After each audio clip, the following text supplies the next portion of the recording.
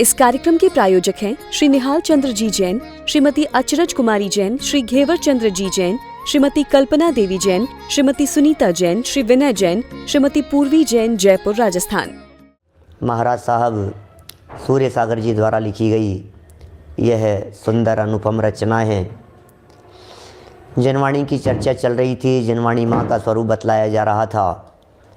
धन्य है ये जनवाणी माँ जो हमें जीवन जीने के कुछ रहस्य बतलाती है, जीने के कुछ उसूल बतलाती है।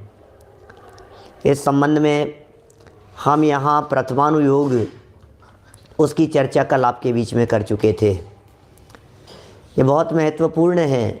शास्त्र, जनवाणी की कथन करने की पद्धति, जनवाणी की कथन करने की शैली, जनवाणी की स्टाइल, शास्त्र किस तरह से लिखे गए हैं, उन शास्त्रों को हम जिस अभिप्राय से लिखे गए हैं उसी अभिप्राय से समझेंगे तो उनके रहस्यों को जान पाएंगे। आचार्य देव का शास्त्र लिखने के पीछे क्या मंतव्य था, आचार्य देव शास्त्रों में क्या बात कहना चाहते थे, क्यों कहना चाहते थे, किस अभिप्राय से बात कही है। संसार में हम सब जीव दुखी हैं और दुखी जीवों के दुख दूर करने के लिए ये जनवाणी माँ अनंत उपकार करती है सभी पात्र जीवों के ऊपर, सभी भव्य जीवों के ऊपर। प्रथमानुयोग को आधार बनाकर बहुत सारी बातें हमने यहाँ देखी है और उन सब बातों में ये कहा कि भाई सुनो, देखो जरा महापुरुषों के जीवन को, देखो जरा महापुरुष क्या करते हैं, क्या खाते हैं, क्या पीते हैं, कैसे उठते हैं, कैसे बैठते हैं, कैसे चलते हैं, सोच कैसी होती है महापुरुषों की, चिंतन कैसा होता है महापुरुषों का, दृष्टि कैसी होती है महापुरुषों की। यद्यपि उन महापुरुषों के जीवन को तात्कालिक समय में देखेंगे तो लोग हंसी भी उड़ाते होंगे, मजाक भी उड़ाते होंगे। हो सकता है कभी कभी तो उनके परिवार के लोग ही उनकी मजाक बनाते हों। हो सकता है मित्र, सगे संबंधी लोग उन्हें बेवकूफ़ कह कर के पुकारते हों, मूर्ख कह कर के पुकारते हों, क्योंकि ये वाक्य आपने सुना होगा। अज्ञानी जो होते हैं दुनिया भर के लोग, उन्हें ज्ञानी जीव मूर्ख दिखाई देते हैं। ज्ञानी को दुनिया मूर्ख दिखती है और दुनिया को ज्ञानी मूर्ख दिखाई देता है। ऐसा ही तो है। ज्ञानियों की सोच और चिंतन अज्ञानियों को जचता नहीं है। अज्ञानियों को लगता है ये कैसी विरक्ति की बातें करते हैं, ये कैसी वैराग्य की बातें करते हैं, यूँ क्यों विरक्ति और वैराग्य की बातें करते हैं, ये तो सब बेकार है, क्या है, अभी तो जीवन है, मौज मस्ती करने के दिन है, थोड़े बहुत तो अब ऐसे ही थोड़ी ना कोई, अब संसार में है तो थोड़े तो मज़े करेंगे ही, ऐसा लगता है। इसी तरह की बातें सोचता है। लेकिन अनादिकाल से ये सब करता रहा है, इस बात का विचार नहीं है। अनंत काल हो गया ये सब करते हुए। प्रथमानुयोग उन महापुरुषों के, उन सक्सेसफुल लोगों के जीवन की स्टोरी है जो हमें यह बतलाते हैं कि देखो किस तरह से जीवन जिया और किस तरह से वे सुखी हो गए।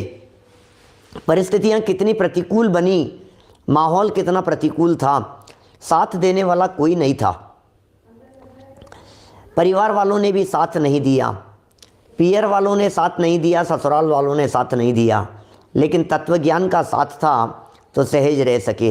इसका मतलब सहजता के लिए तत्वज्ञान चाहिए, सहजता के लिए जनवाणी का अवलंबन चाहिए, सहज शांत होने के लिए वस्तु स्वरूप का विचार चाहिए, जिसके परिणामों में वस्तु स्वरूप की चर्चाएं चलती हो, निश्चित ही उन्हें सहज रहने की कला मिल जाती है, वे सहज रहना सीख लेते हैं। जैसे प्रथमानुयोग पढ़ने की कल प्रेरणा दी गई थी, इसी तरह से रत्नकरण श्रावकाचार्य की पंक्तियां ही प्रस्तुत करते हुए यहाँ महाराज साहब कर्णानुयोग पढ़ने की प्रेरणा दे रहे हैं। प्रथमानुयोग भी खूब अभ्यास करना और कर्णानुयोग का भी खूब अभ्यास करना। प्रथमानुयोग और कर्णानुयोग ये दो ही नहीं, चरणानुयोग का भी अभ्यास करना और कर्णानुयोग का, द्रव्यानुयोग का भी अभ्यास करना। माने चारों ही अनुयोग अभ्यास करने योग्य हैं, चारों ही अनुयोग पढ़ने योग्य हैं। जब जिसमें मन लगे, जब जिसमें उपयोग लगे, वो कार्य करते रहना चाहिए। प्रथमानुयोग में जिस तरह के जीवन चरित्र की चर्चा की गई, प्रथमानुयोग में जिस प्रकार की कहानियाँ बतलाई गई, स्टोरियाँ बतलाई गई, उन्हें देख करके बहुत प्रेरणा मिलती है, बहुत प्रेरणा मिलती है। हमें कितनी प्रेरणा मिल रही है उन सब बातों को देखकर, जानकर।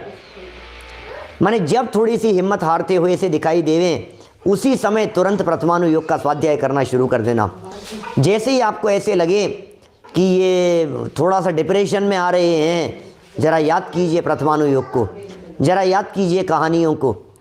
माने जो बातें कही गई है, जो बातें महापुरुषों के जीवन में जैसी घटी हैं, उन्हें एक बार देख लेवें तो सहजता और शांति अपने परिणामों में आए बिना नहीं रहती है।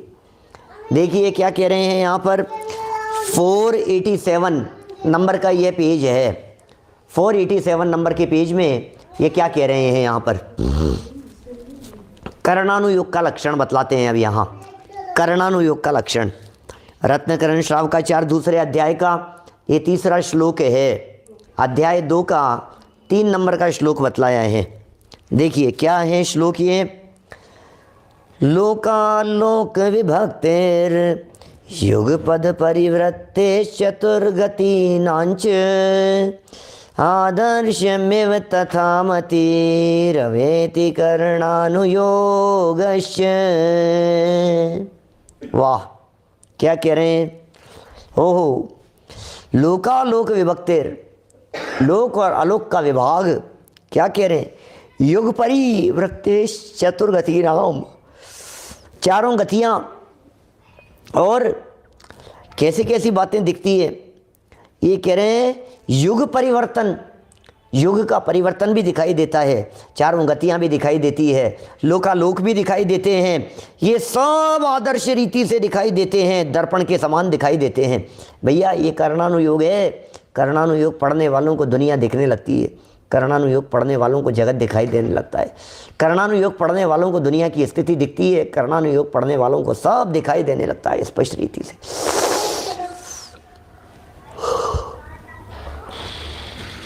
ये जो कर्णानुयोग है, ये कर्णानुयोग स्वर्ग दिखा देता है, कर्णानुयोग नरक दिखा देता है।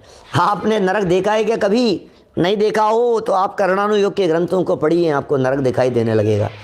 आपने स्वर्ग देखे हैं कभी? नहीं पंडित जी, हमने तो नहीं देखे। आपने स्वर्ग नहीं देखे? और कई बगल में बैठे हुए मिल जाएंगे कहते हुए, अरे स्वर्ग, मरे बिना स्वर्ग नहीं दिखता। बातें सोचने में तो अच्छी लगती है, बात तो सही है, मरे बिना नहीं दिखता है। कई लोग कहते हैं आपको देखना हो तो चलो हमारे साथ, यहीं दिखा देते हैं, पार्टियों में दिखा देते हैं, डांस में दिखा देते हैं, इधर उधर दिखा देते हैं, डिस्को में चलो आपको स्वर्ग दिखने लगेगा, झोंपड़पट्टियों में चलो आपको नरक दिख जाएगा, फुटपाथ पर चलो आपको नरक दिखाई देने लगेगा। अरे भाई, ये नरक और स्वर्ग को यदि देखना हो तो इस दुनिया में नहीं देखा जाता है। नरक और स्वर्ग को यदि देखना हो आपको तो कर्णानुयोग में देखा जाता है। ये कर्णानुयोग नरक भी दिखाता है और कर्णानुयोग स्वर्ग भी दिखाता है। कर्णानुयोग की दृष्टि से सब कुछ दिखता है। कर्णानुयोग ये निगाह है, आगम चक्षु, ये आगम के चक्षु से हमें सब कुछ दिखाई देने लगता है। आगम के चक्षुओं से देखने पर हमें दिखता है स्पष्ट, आगम के चक्षुओं से देखने पर हमें दिख रहे हैं। नरक कितने होते हैं? आगम की आंखों से देखो। स्वर्ग कितने होते हैं? आगम की आंखों से देखो। नरक का वातावरण आपको स्पष्ट दिखाई देने लगेगा, स्वर्ग की परिस्थितियां आपको स्पष्ट दिखाई देने लगेगी। कौन से नरक तक सर्दी है, कौन से नरक तक गर्मी है, गर्मी कहाँ तक है, फिर सर्दी के दुख चालू हो गए हैं। 5वें नरक के इस भाग से, इस पटल में सर्दी है, अरे नीचे सर्दी, 6ठे और 7वें नरक में पहला, दूसरा, तीसरा, चौथा नरक भीषण भयंकर गर्मी दिखाई दे रही है। 6ठा और 7वां नरक सर्दी के दुख दिखाई दे रहे हैं। कैसे दिख रहा है आपको? वैक्रिय एक शरीर दिखाई दे रहा है। हो ये सब कैसे दिख रहा है? ये वैक्रिय शरीर किस तरह से दिखाई दे रहा है? ये आपको औदारिक शरीर कैसे दिखाई दे रहा है?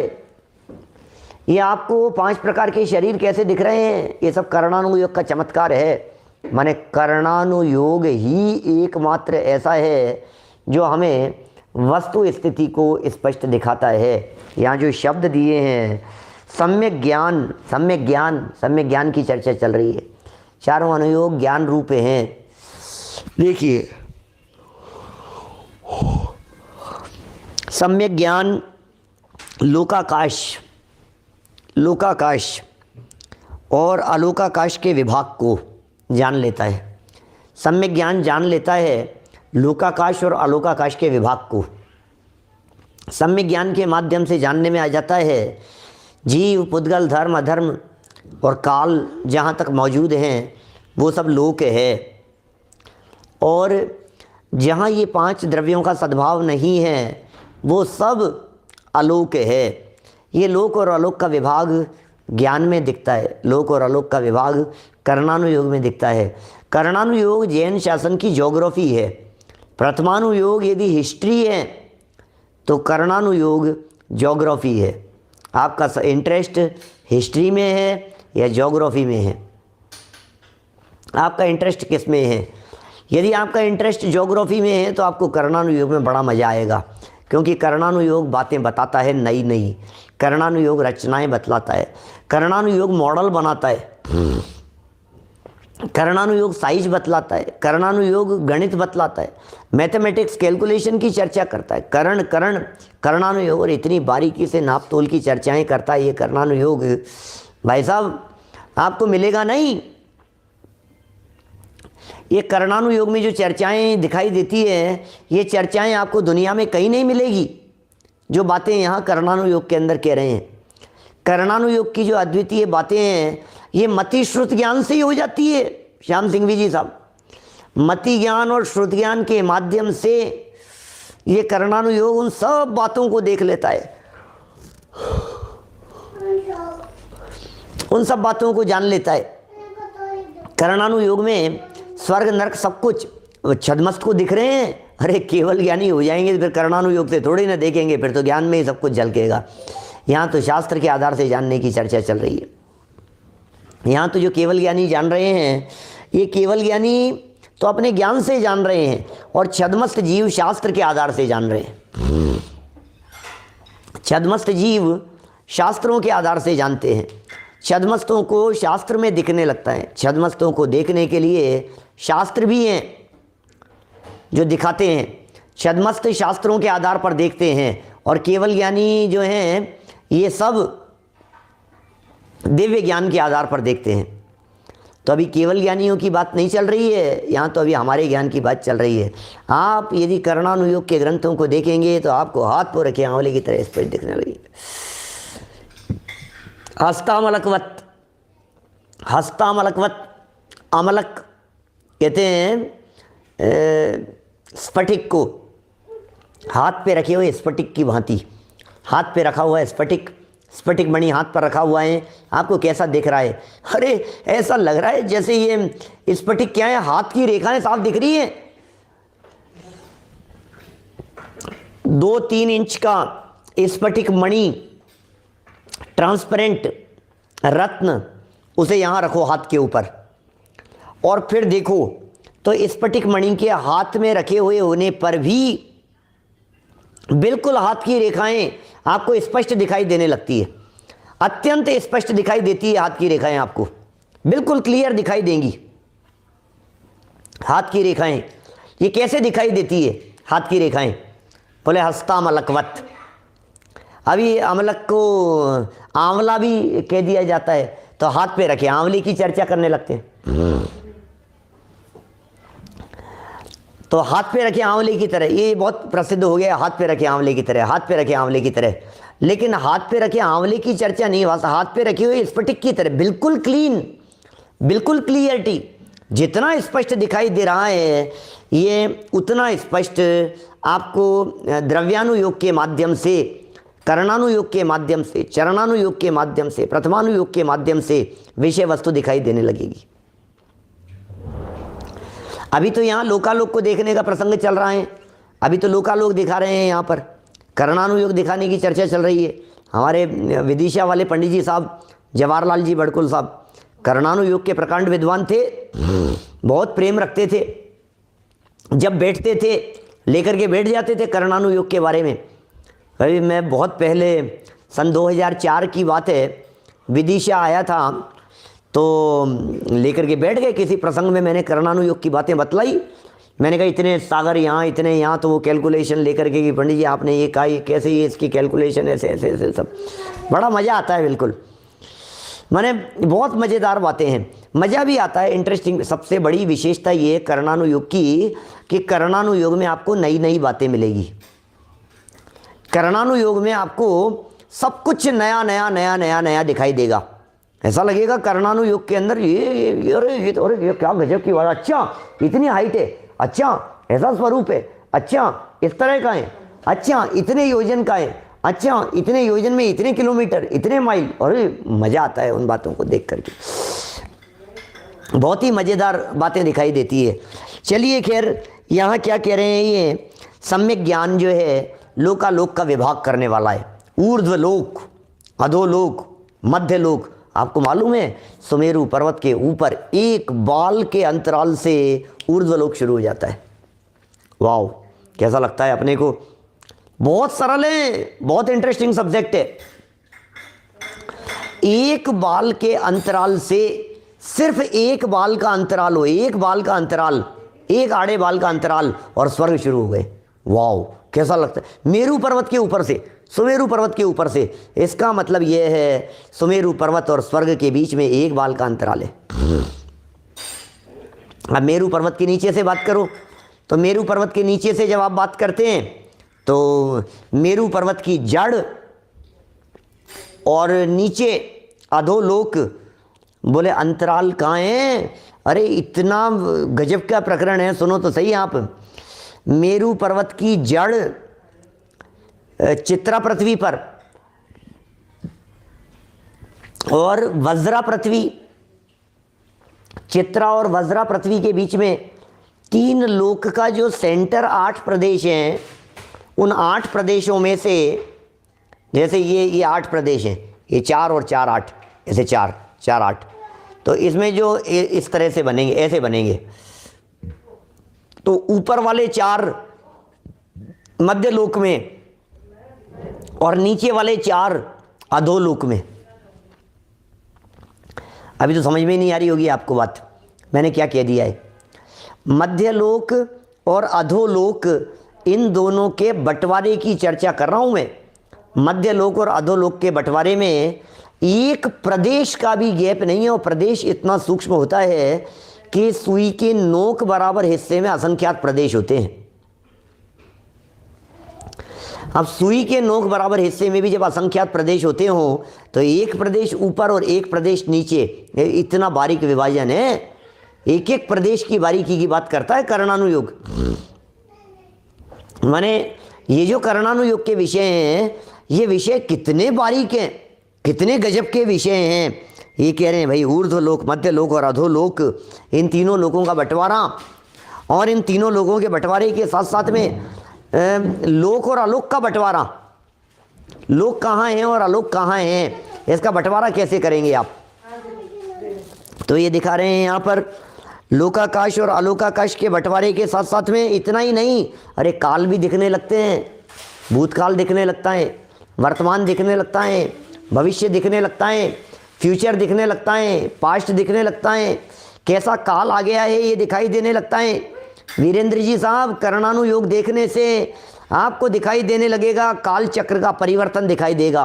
आपको दिखाई देगा ये अवसर्पणी काल है, आपको दिखाई देगा ये उत्सर्पणी काल है, आपको दिखाई देगा ये काल किस तरह से परिवर्तित हो रहा है, कैसे कैसे काल दिखता है। हीन काल है, अवसर्पणी में गिरावट दिखाई दे रही है, उत्सर्पणी के अंदर वृद्धि दिखाई दे रही है। जरा विचार तो कीजिए उत्सर्पणी अवसर्पणी काल के बारे में। कैसे सर्कल घूमता है, कैसे साइकिल चलती है, कैसे दिन बदल जाते हैं, कैसे सूर्य दोबारा घूम फिर करके वापस आ जाता है हमारे सामने। आप सोचो, ये घूम फिर करके सूर्य वापस आ गया, 24 घंटे के अंदर सूर्य दोबारा आ गया।